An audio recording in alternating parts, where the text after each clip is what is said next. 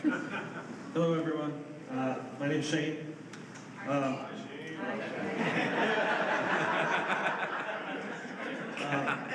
not real good with on-the-spot speeches, so I'm going to be reading from my sheet of paper here. But my name's Shane. I've been coming to Cross Counsel since August of last year, and I just wanted to share a little bit of my own story, what brought me to Cross Counsel, and what this ministry has done for me.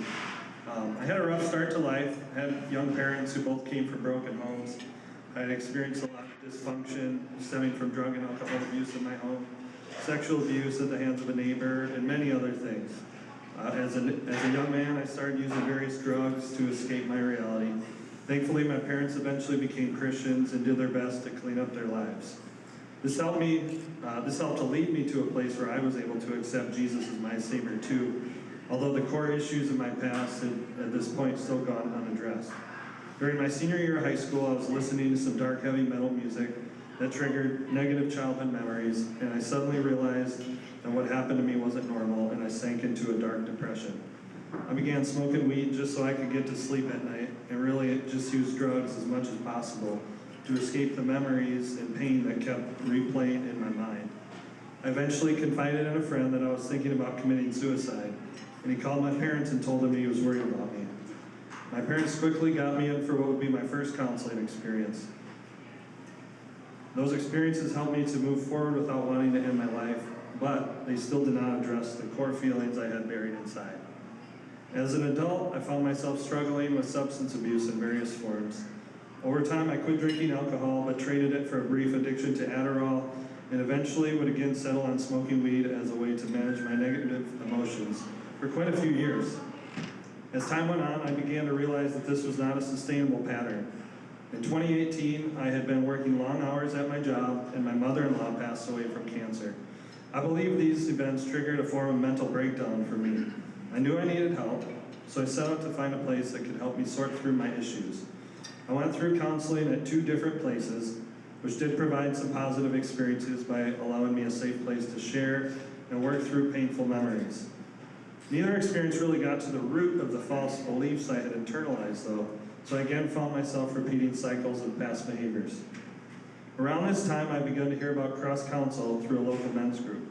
I began listening to the podcast regularly, and I could not deny the power of the testimonies that I would hear on there.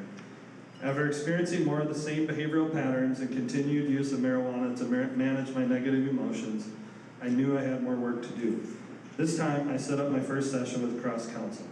To date, I have seen results in some form during each session, but I had a profound moment of truth that I experienced in one of my sessions late last year.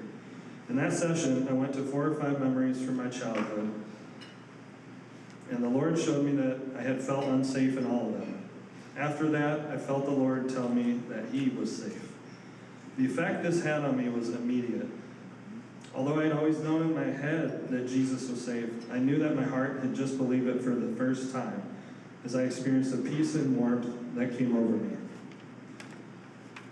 In the months that followed, I eventually realized that I no longer had the instinctive reaction to smoke weed when faced with negative emotions like I had done for years before. I still have other things I need the Lord's healing for and more sessions to come. But for the first time ever, I feel okay to allow myself to feel negative emotions and not feel like I have to run away. This is a huge victory for me. It was something I tried to do on my own so many times before, only to continue to repeat the same cycle over and over again. One thing I've learned from my time at Cross Counsel is that God's healing is a 2-part process. The Lord is the one who knocks on the door of our heart, but we have to open the door and let Him in. We have to invite Him into the darkest corners of our minds, into the places where we often don't want to go to ourselves. Jesus Himself said in Revelation 3:20, "Here I am. I stand at the door and knock. If anyone hears my voice and opens the door, I will come in and eat with that person and they with me." In my story, I could hear God knocking on the door of my heart, but I could not see the door that I needed to open. I could not see how to get to that door due to smoke caused by years of emotional fires burning in my mind and heart that had obscured my vision. Cross Counsel helped direct me to that door. They could not open the door for me, but they helped me to recognize where the knocking was coming from and how to turn the handle to open the door and let Jesus in. And for that, I'm extremely grateful. I'd like to thank everyone here today for your donations and financial support for this life-changing ministry. As someone who has personally been in a situation where I knew I was only a session or two away from healing, but unable to pay for it on my own, I want to tell you how significant of a gift it is to provide that experience for someone. Thank you for letting me share my story with you. Welcome to the Cross Counsel Podcast. We believe negative emotions shouldn't run your life. We invite you to take a deep dive into this challenging transformational journey that goes far beyond this podcast. Join Executive Director and expert facilitator Steve Freitag and me, John Crevillian, as we discuss how to deeply experience the love and truth of Jesus. Hello, everybody. Don't get up. Don't change the channel. This has still been the Cross Counsel Podcast, and I am still your host, John Crevillian. And we did a little bit of a cold open here, sharing a testimony. And in the studio, actually, we have the gentleman who shared his testimony with us at the golf event. That would be Shane Buell. How are you, Shane? Hey, John, thanks. And Steve, I'm doing well. Thank you. And I just want to say it's an honor to be here. As a longtime listener of the podcast, it's quite a privilege to be sitting here. Absolutely. Steve's here too, guys. Hey, Steve. Hi. I love that if you're watching on video, Shane actually has the same shirt on that he had at the golf outing where he gave that testimony, but he also kind of blends in nicely to the picture that's right above him. Yeah, that's true. From my angle. Isn't that nice? Very aesthetic on the podcast today. We've got, if you're watching visually, we've got two people in the same room for once. So we actually have like a pretty traditional podcast angle for the video, which makes me very happy. So this is fun. But how are you guys doing? What's new in your worlds? Well, Shane still has kids at home. Oh, jeez. There's always something new. Nothing comes to the top of my head, I guess. No worries. How old are your kids? My oldest is 16, and they're all about 2 years apart. So I got an oldest son, 16, and my daughter, 14, and she'll be 15 soon, and then 12, and my youngest just turned 11. Okay. So fair enough. We got a lot going on at the house usually. Yeah, I believe it. Sounds like fun. Sounds like happy chaos, as my mom would call it. She raised five of us. So yeah. And Shane invited Jenny and I and Jason and Rebecca over for dinner with his wife Steph, and he cooked us amazing steaks. Oh, thanks, Steve. And it was the first day that his oldest had a computer. Oh, and yeah. So they figured out that older brother has a new computer now. Yep. He was hoping that would kind of be unnoticed for a while. Yeah, he's been saving his hard-earned money from Chick-fil-A to buy his very own gaming laptop. So he's pretty stoked about that. Very cool. Very cool. It all comes back to Chick-fil-A. Always. It always does. The Lord's chicken. Yep. Right. But just to double back, we had a little bit of a testimony there, and that was actually from the end of the golf outing that we do every year here at Cross Counsel. And Shane got to share his testimony with a group of guys, a lot of donors, that sort of thing. And I really appreciate hearing voices from the community and just, your guys' journey. I guess just looking at that, the testimony, Steve, what stood out to you? Like what really kind of resonated with you? Gosh, all of it. I said at the outing, Shane didn't waste a word. No. And overall, what I love about Shane is that he sets his mind to something and he does it. There's so much to be said for you put your hand to the plow and you don't take it off.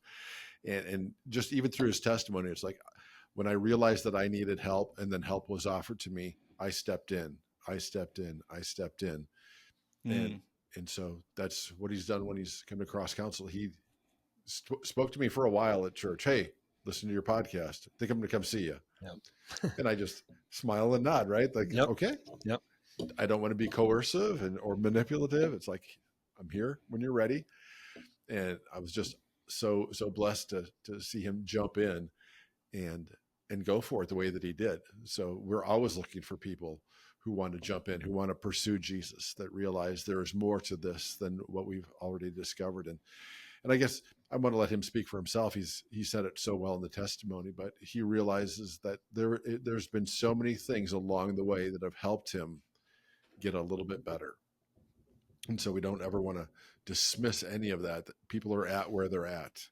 But you can talk a little bit more about that, Shane, just to flesh that out a little bit more, because there's nothing that you said that was like, oh, I'm so disappointed or angry that I went to these other places. Oh, no. I mean, yeah, when I kind of look back at, my journey, all those steps in between ultimately led me to cross counsel, like it.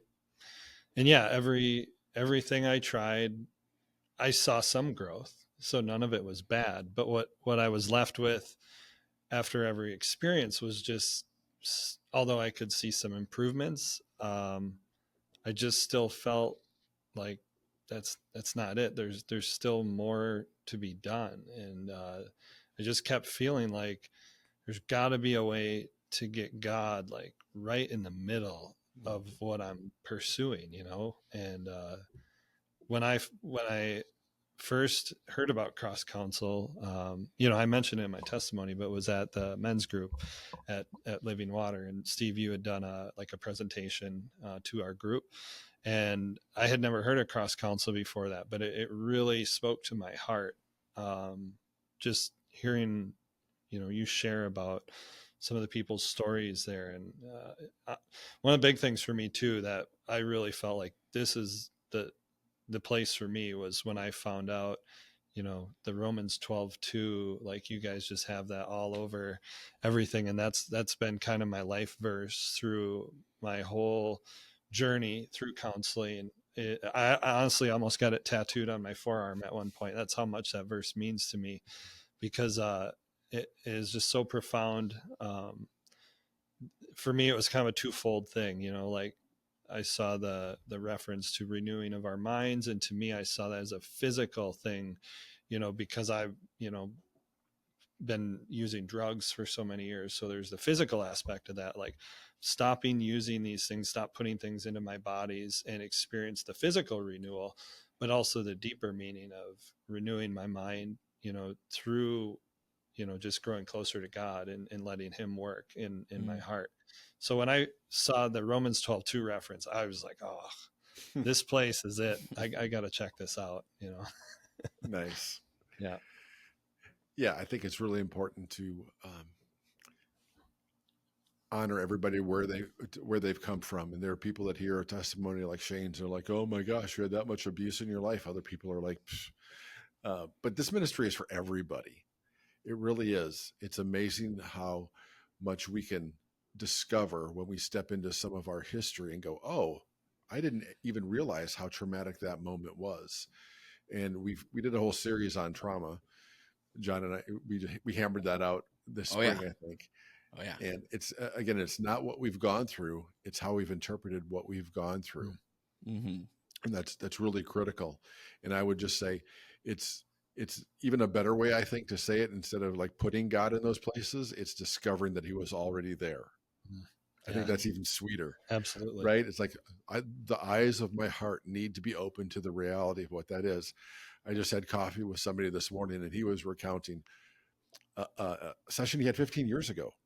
And he just said, boy, I can still remember it. And I've shared it with so many people. It was in a difficult time in his life where his parents were separated at the time. And not to go into any detail, but he's just like playing alone and trying to figure this stuff out. He's in this room and just all by himself. And he just sensed Jesus was there with him. It's such a deep, profound level. And I said, well, actually, yeah, the idea that he was there, that you're waking up, you woke up to the reality that he'd always been with you during that time. He's like, for sure. It wasn't like because we prayed some prayer, Jesus, let Larry know your truth. What's Larry's, what does Larry need to know? It's really what's always been true, and help him to connect to the truth that's there. Yeah. Which to me, there's so much security in that. But there's also the danger of then just saying, well, God's been there in every point of my life, and we just sort of head knowledge, acknowledge that. And you can testify to that it's every place. Well, you even talked about it in your testimony, just if you want to share more of that, just the dot connecting that the Lord did in one of those sessions. What did that mean for you? Oh, wow. Yeah. And, to kind of go back further pre-cross council too, like in what I shared in my testimony about that. Yeah. That session I had, that was really significant for me, where those memories were all connected. Several of those memories came out in a place I tried before cross council. And, it did get me to the place where I realized how significant those were to me, like my parents' divorce and just some of the fighting that was going on before that. I kind of experienced some of those emotions again, just reliving those memories. But what I didn't get until I had that session at cross council was exactly what you said, Steve, the connecting of the dots. And John, I actually remember I heard you put it this way in something you were sharing on a podcast before that, because I just connect to it. You said it was like God drew a line through these memories. And that's 100% how I felt. It's like I could see all those memories that I was in, and then God just like, this is the common thread in all of them. Yeah. You are unsafe is how I felt. And it's like, wow, I just knew that was true. And then he showed me that he was safe. And it just, yeah, I had this peace come over me that was just instant. And seeing how even, if I looked at just the memories and nothing more, and just allowed myself to feel, the pain that I felt in those moments, I could get lost in that memory. But like taking the step back, that God was showing me how these are all connected. And even though you felt this way at the time, it wasn't true. And I was like, wow, that's amazing. And it gives that sense of freedom, that you're talking about all the time here. That's how I felt. Like I wasn't actually unsafe. It was just what I felt at the time. Paul prays in Ephesians 3 that we would be rooted and established in love that surpasses knowledge, so that we may be filled to the measure of all the fullness of God. At Cross Council, it's miraculous to watch people transform by the love and truth of Jesus. But some people need a little extra help. We never turn anyone away because of their inability to cover their session fees. Would you be willing to cover that cost for somebody who is looking for freedom from something in their life? We are inviting you to be a part of what Cross Council is doing here. Would you be willing to donate to cover someone? Bless them, though you've never met them. You can do that today at crosscouncil.com. Right. And I love how you mentioned you no longer have the instinctive reactions to do some of the things that you've done before. And we talk about pain management behaviors, or these solutions that we run to. And the reason we run to those solutions is because we believe those lies. And the more those lies are eradicated, the less your mind has to reach for other things. And so you don't have to run, you don't have to hide nearly as much. But when we had a gathering here a few months ago, your wife joined us, and it's always a telltale sign. Okay, what does the spouse think, or what does somebody who's very near or dear to you, what have they seen? And I think one of the things that she said that we talk about is, even when you have been getting triggered in certain things, you so much more quickly recover. Yep. You want to share a little bit more about that? Yeah, no, I mean, I actually have a recent example to back that up. Just in the last couple of weeks, that same thing. We just had just a common situation that has triggered me in the past, and I can recall, when this same thing had happened in the past, it might throw me out for a week. Like I would just get stuck in my head. I would just get in this downward spiral of thinking, these negative thoughts, these lies, and I would just, I would be stuck, quiet. My whole family could feel that when I would get that way.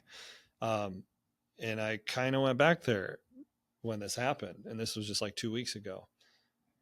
But after about 2 or 3 hours, I was able to pull back, and my wife and I talked about it, and we worked through the whole thing, and I felt a million times better. And she said right then, she's like, hey, look at the positive in this. Like, yeah, because I was upset that it happened. I do have some perfectionist, traits, and especially when I see progress, it upsets me that sometimes those things are still happening. I thought I had that fixed, but so she was quick to point out, hey, we're only 3 hours later and we've worked through this, as opposed to a week plus, like it would have been even just a couple years ago. And I was like, you're absolutely right.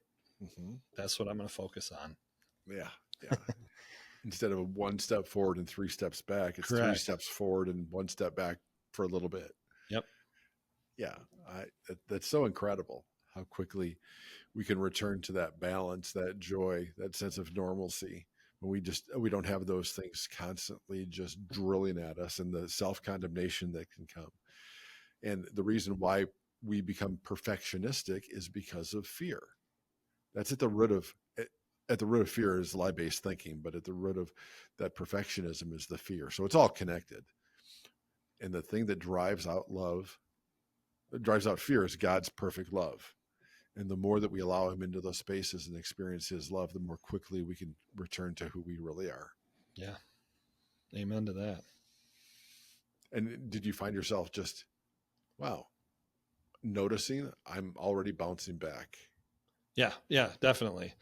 And what's cool is the more it happens, the more even though, I will initially just be upset that it happened at all, but I can a lot quicker remember, hey, I remember this happened not that long ago, and remember when I talked about it right away, how much better I felt.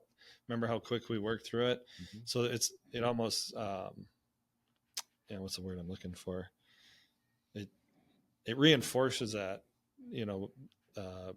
kind of putting myself out there, even though it may feel uncomfortable to put myself out and be vulnerable and say, hey, this is how I'm feeling. Maybe you said this and it made me feel this way. Because, man, historically, I would just shut down in conflict. I could not, like, talking through things was really hard for me, so it really hasn't been until the last few years that I've gotten to a place where, just being willing to be vulnerable, and that's God just preparing my heart for it. But then the more I do it, the more I engage in those positive behaviors, being vulnerable, saying, hey, this is what I'm dealing with. It makes it easier to do the next time, because I can remember back, hey, remember how much easier it was? Remember how much better you felt after you talked to your wife about that, So I'm just throwing this at you, and we'll see if this lands. If 5 years ago you had somebody come to you and say, you know what, I'm really struggling, and my drug of choice is pot. What should I do? Versus what you would say now. What would you say 5 years ago? Like, a friend of yours is like, I need to really confide in you. What would you have said then, do you think? And what would you say now? Interesting question.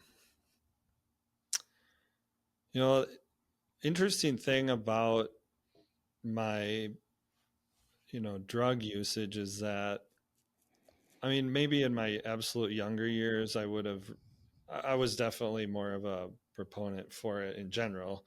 Okay. So yeah, even 15 years ago, yeah, don't limit it to 5, however you want to. Yeah. Well, yeah, I was so caught up in it. I wanted to justify my behavior, so I did a lot to promote, to work against the, anti-legalization conversations, and I was very much in favor of that. But at the end of the day, though, if I was being honest with myself, and I've picked up on this, all I have to do is I do keep a journal. I don't journal like all the time. I was actually just flipping through it the other day just to kind of refresh on a few things before I came in. And going back to 2005, which is when I started this journal, that's how frequently I journal. There's a lot of long gaps in there, but the very first thing I journaled on was I had just quit smoking weed back then in 2005. So I never, and I think that's just been God all along, because I've been a Christian the whole time. So I would get caught up in it again, and then I would feel really convicted about it. And it's just been this back and forth over the years, with substances. I would quit, and then I would go back. I would quit and go back. So when it would come to other people, to answer your question, I don't know. I would definitely defend weed, especially because I felt pretty strong about it for a while. But I also don't think I would try real hard to push somebody towards it, because I still, like I said, I knew that long term that really wasn't what I wanted. It was getting out of the short term thinking into the long term, when I would get in a place where I could think long term about my life and, like, what do I feel God calling me to? It was easy, like, no, I don't want to do this when I have kids, especially when I started thinking about kids, and then I had kids and they started getting older, and it was just more and more, this is not the life that I want to live. This is not okay. So yeah, I don't know. It would depend on the day, I guess, that you caught me. But I think I've always been a little more careful about trying to encourage people in those behaviors, just because I knew inside that it wasn't like something I would consider long-term sustainable in the long run. I don't know. Did that answer your question? Well, yeah, I think what I was trying to get at too is, if someone said, "How do I stop?" How do I And stop? how would you say now? I don't know if I could answer that, because I couldn't do it for myself, right? Well, that's part of what I was kind of digging Yeah, at. It's sure. like, right? I mean, because we're all hypocrites. I Yeah. would probably say, I don't know. You figure it out. Let me know, because I still can't get it right. Okay. But now I would answer that totally different, because now I'm able to look at, really have to ask yourself, and this is what I started doing towards the end when I was going through counseling. I don't know, up until I quit, like, I got to the point where I was asking myself if I wanted to use, like, why am I doing this? Like, what is the real reason? It's so easy as in an addictive behavior pattern where you don't think about it. You're just instinctually reacting. And, well, I felt anxiety. I don't want to feel that, so I'm going to use something. But to get to a different place where you're like, okay, but why do you want to run away from the anxiety? So that's where I'm at now. And if somebody would ask me that, I would definitely be talking a lot more about what's going on in your heart. What is the real reason that you want to use that in the first place? Because there's something bigger going on. I mean, Right. Yeah. Yeah, it's not just the cool thing to do, or there is a reason we make these choices, and we always kind of in our own heads defer to what's best, even if it's a bad choice. It's like, okay, well, I would rather feel nothing than feel anxiety. Yep. I would rather dull that pain. So I think I'm making a good choice. Who would say that anxiety is better than numb? Right. So it makes sense, but there's a better road to get there. Like, where do you think the anxiety is coming from? And that it kind of comes full circle to, we feel what we believe. And so when we're feeling that anxiety, it means that there's something being tapped into in our deep core belief system. Yep. And then it comes back to what verse? Yeah. Right? Yep. Romans. It goes back to Romans 12 too, which my first message I ever gave to any group of people was Romans 12, 1 and 2. When I was maybe a junior or senior in high school, my youth pastor asked me to speak about give a testimony. And those were the verses that I chose before I even had a clue of what it really meant. Wow, Hmm. that's cool. It is. So, John, do you have anything else you want to add?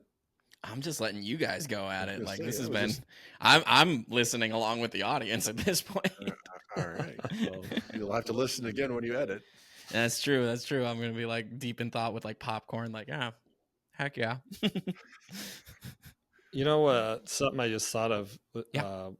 what listening to you share a little bit, Steve, was thinking about like the reaction to feeling a negative emotion, and that's how I was behaving for a long time. I feel this negative thing, I don't want to feel it. What started to help me a little bit towards the end there was, and I don't know if this might have been something you talked about on the podcast, but thinking about it in the physical realm, thinking about, like if I put my hand into a fire, it hurts.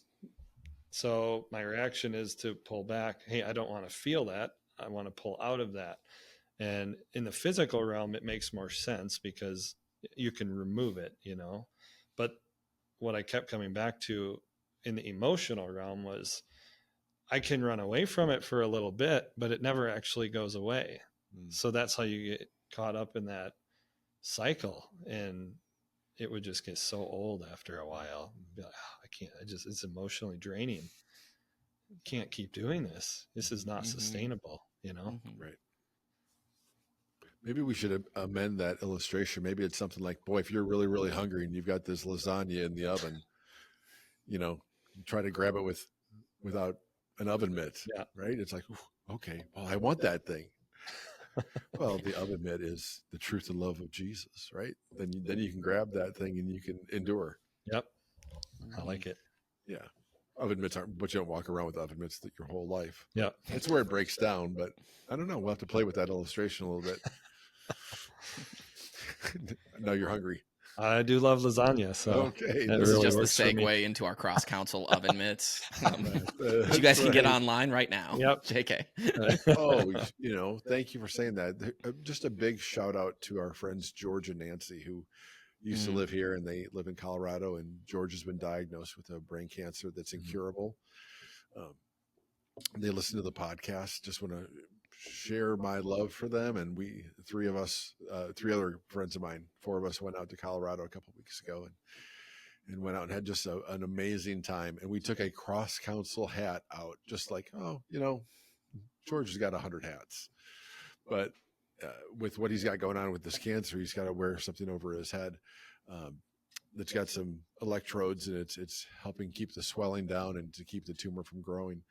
And he's like, that cross council hat fits perfectly over this cap that I have to wear. So There you go. all right. Thanks, George. We Nice. love you and appreciate that you let us come and share a little bit of your life through this really difficult time. And he's doing great.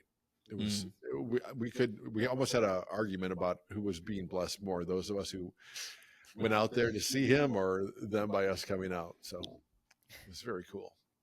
Very cool. Yeah, as we wrap up here, Shane, you have an incredible testimony. What would you say to people who are finding themselves in a similar situation to you, where they're like numbing with substances and, just going through a lot, remembering trauma, that sort of thing? If you could go back or if you can say something to people that find themselves in that situation, what would you say? Well, what would I say to that? What really kept pulling me back into just wanting to dig deeper in things was just not allowing myself to just stay just in the moment, like I would, and that I think was God for sure, because I felt for a long time that he had given me an incredible story that I wanted to share, or that I felt like he was calling me to share, and I, for the longest time, just felt like I was doing nothing with it.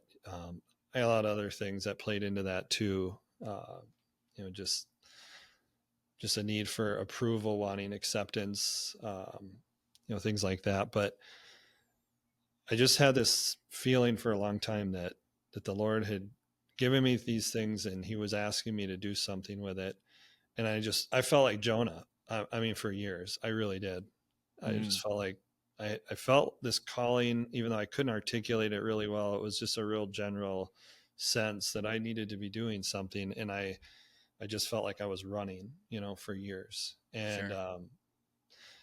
but yeah, looking back at just my constant flip flopping, I knew that he was calling me to more, and that I would get stuck in these places for short term, but then sooner or later I would just feel that would be so strong to me that I can't stay this way. So that really helped just propel me, just that desire to try something new and to not be afraid, to just get, I don't like this.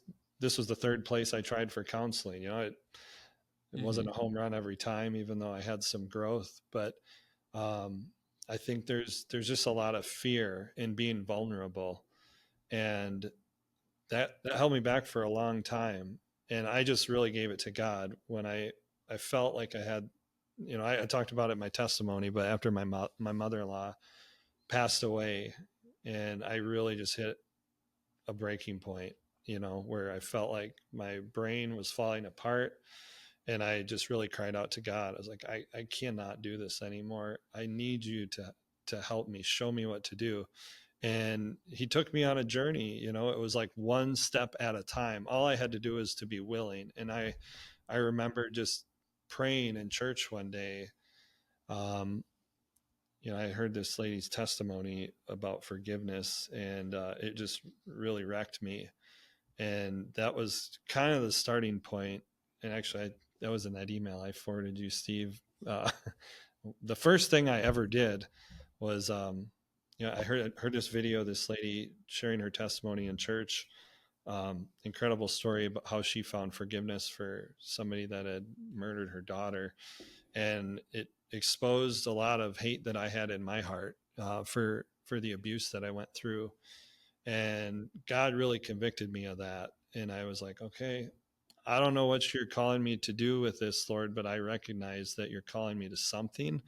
And I just agreed to it. I said, whatever you have for me, I'm willing to do it. I am all in, but you have got to show me what to do, because I don't know. And from there, that's really where my journey started. It was just one little thing after another. It started with reconnecting with a friend of mine from church that I hadn't talked to in quite a few years. We got together for coffee, and he listened to me. I had a few people that God put in my life at that time that I was able to just be vulnerable with and just share like what I was struggling with. And those are some of the first people that I had told that I was just really struggling with using weed, to mask my emotions. And I just had so much shame, especially being in the church. I felt like I can't tell people this because I'm going to be judged, like I shouldn't be doing this. I know that. And that was huge for me, because these couple people that God put it, and there were people I already knew, but it was like God put them on my heart, like, tell this person. All right, I'm going out on a limb. I'm taking a big risk here. But then it went well. And then I did it again, and I did it again. And there was probably 3 or 4 people that I was able to share parts of my story with. And each time it got easier. So it was like dipping my toe in the water, It was like, can I do this? Okay, that wasn't so bad. Okay, that wasn't so bad. And then I reached out to the pastor of the church we were at the time, and I just shared what God had really put on my heart. And each thing I did set me up for the next thing. And that's what helped get me into counseling, because that gave me enough confidence to be like, all right, I think I need to get into, an office somewhere and somebody who's a professional, and let's just see where that goes. And, the first guy, actually backing up a little bit, the first guy that I connected with, that I shared my story with, and I think he listens to the podcast too, Steve, if he he knows who he is. He's the one that invited me to the men's group, which is where I ultimately heard about Cross Counsel. So it's just really cool, full circle thing. That started with that connection. And so to go back and answer your question, what would I say to somebody is start small. Like, you don't have to dive all the way in. You know, I didn't go to Cross Counsel in day one. You know, I started small and I was just trusting God along the way. I was asking him to help me, and he did. The whole thing was a journey, and it's just crazy when I look at it, because I was not seeking, avenues to share my testimony, even though I felt strongly that God was calling me to that. I was not actively pursuing it. Yet here we are. Wow. Here So we you're are. saying if you're covered by 30 fig leaves, you have to start with dealing one at a time, right? I think that's a good way to look at it. Yeah. True. And one day I want to grow up and be like your wise old friend that you first shared with, Yep. One day I'll grow up. But I think that's also something significant. There's a lot significant in what you said too. And this is just off the top of my head, but I think all of us have a past, a present, and a future. And the past is there, I think, to remind us of not to do stupid things. Not that we always listen to ourselves or learn those lessons, but the past is also to help us take a look at what's impacted us because of what we've carried on, what we've believed, that's still affecting us in our present. And the present is crazy because the present is fleeting. Like, what is the present right now? Well, now is the present. So it's fleeting, but it's unending until we plots.